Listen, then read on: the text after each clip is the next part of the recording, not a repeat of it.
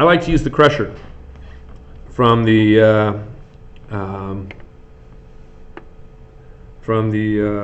Terminator movie.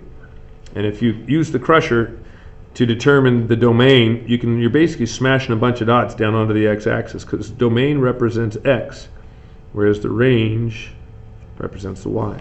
So if we're crushing them down to the x-axis, you're basically seeing where this dot lies if it was sitting on the x-axis, and that's back 1, 2, 3, 4, and 5. So this is a list. -5, and this one here is at -4. And then this one's sitting down here at -2. And this one's at 0. And that one's at 1. And that one's at 2. And then this one's all the way over at 3, 4, 5. Okay, there's a whole list of them. So when you do the same thing with smashing this thing, use the crusher to smash all these to the y-axis. These guys are sitting on top of each other, but they're both at -3. You don't have to list them twice. So we have a -1, a -2, a -1, and a 0.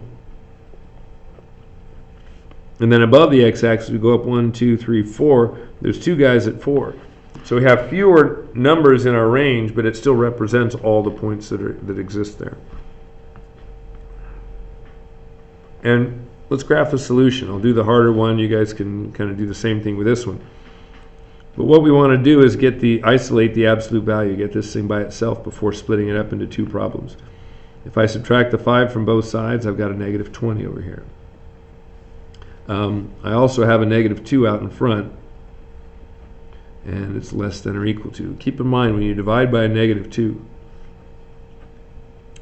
x minus 2 now is going to be greater than or equal to +10. When you divide by a negative, it not only changes the sign of this one, but it also turns the arrow around. And it's at this point where you split it up into 2 different problems. Greater than or equal to 10, but x minus 2 could also be less than or equal to -10.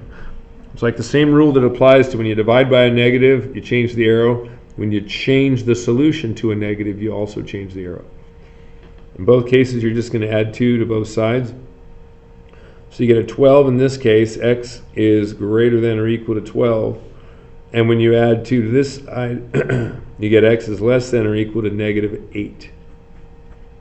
So -8 is going to be over here somewhere. +12 is going to be over there somewhere.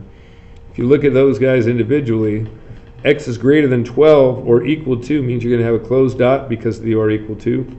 It's going to go to the right. And x is less than -8, you got a closed dot again, and it's going to the left.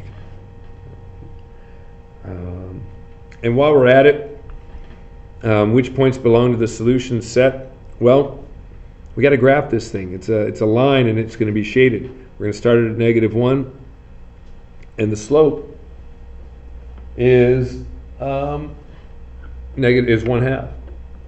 So if we know it's 1/2, and we've started this thing at -1, we're going to go up 1 and over 2 and up 1 and over 2, and you can see that there's a clear distinction between these two, between this set of dots and these set of dots. So if I keep going back, you'll notice I bump right into that guy.